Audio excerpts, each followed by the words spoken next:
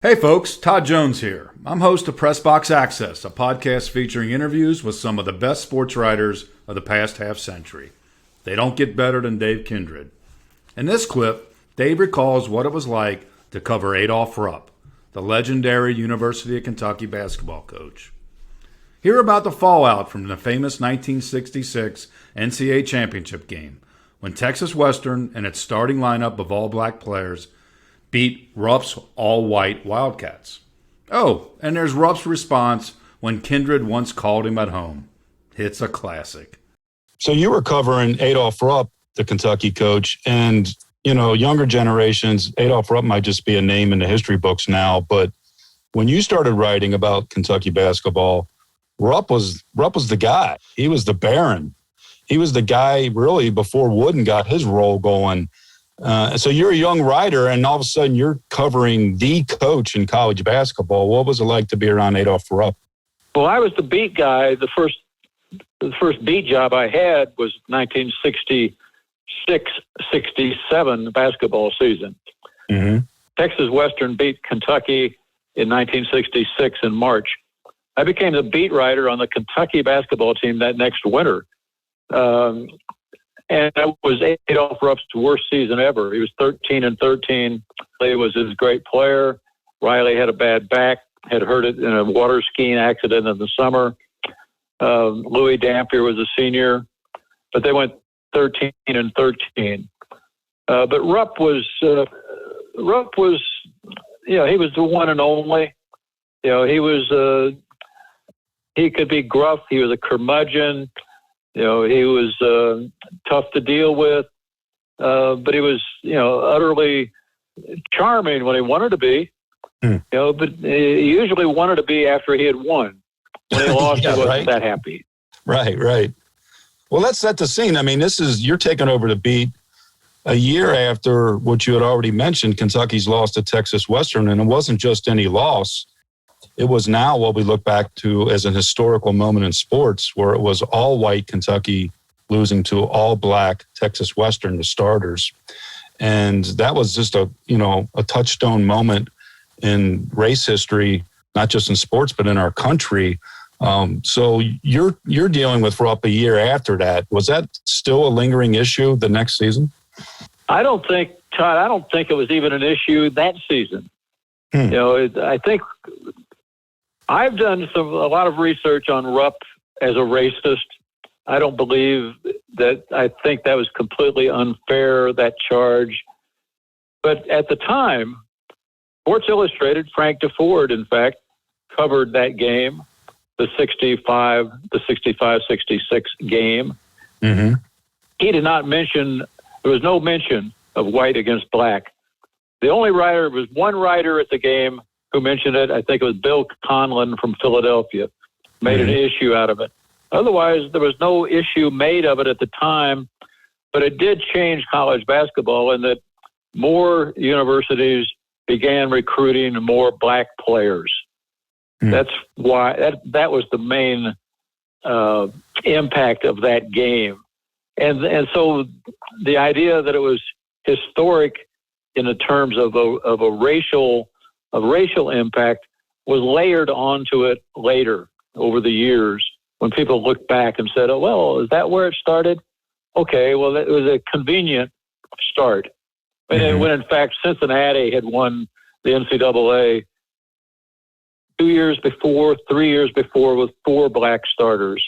Mm-hmm. Texas Western normally had 4 black starters, but through some confluence of injury and a decision, a whim, Don Haskins started 5 blacks against Rupp.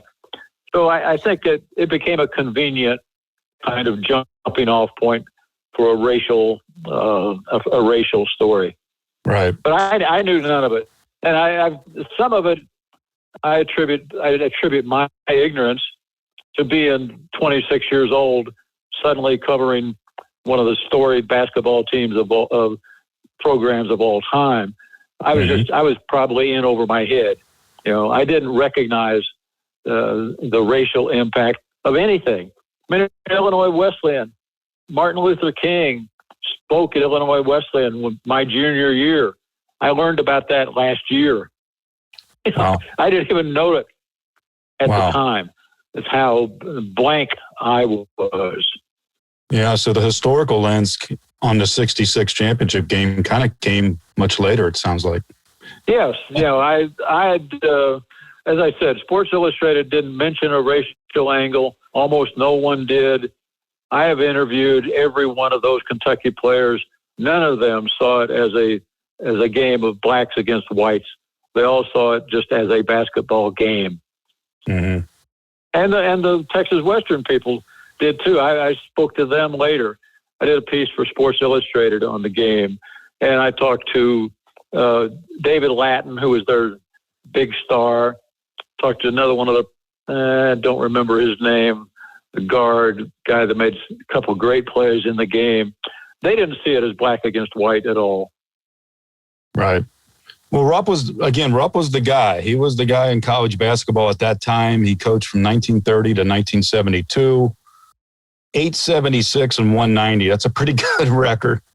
4 NCAA championships. And you were a young reporter. Were you intimidated at all by dealing with a guy like that? I don't think I was smart enough to be intimidated by him. To me, I hadn't grown up knowing Adolph Rupp. I came from Illinois. I knew, again, I was raw. I was 25 years old. I just didn't know quite what to do other than cover the basketball games.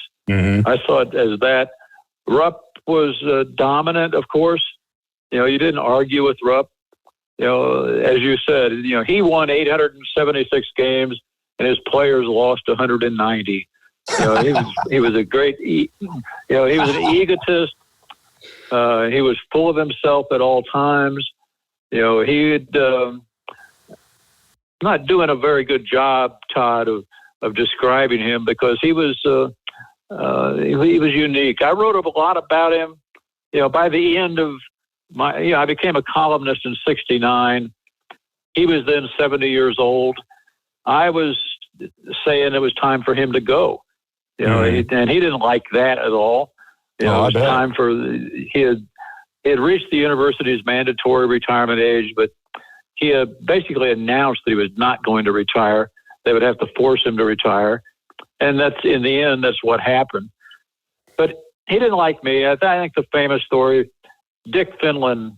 You knew Dick Finland, worked in Columbus. Our mutual friend Dick Finland, who passed away in 2021. There's a great story Dick used to tell me about you and him and Adolph Rupp. Let's hear it from you. Well, Adolph answered his phone at home all the time. His phone number was listed in the phone book. If he didn't want to answer a call, he just would turn the phone off. Finland, I loved Dick Finland. He was great. Finland called him one night and said, "Coach, this is Dick Finland." And Rupp says, Finland, I know 2 guys in Louisville. One's Finland and one's Kindred. One's a good guy and the other's a son of a bitch. Which one are you?" Finland quickly claimed to be the good guy. So that's kind of where Rupp thought of me. Because I was not, I was not always bowing at his. I was holding him accountable for a lot of things.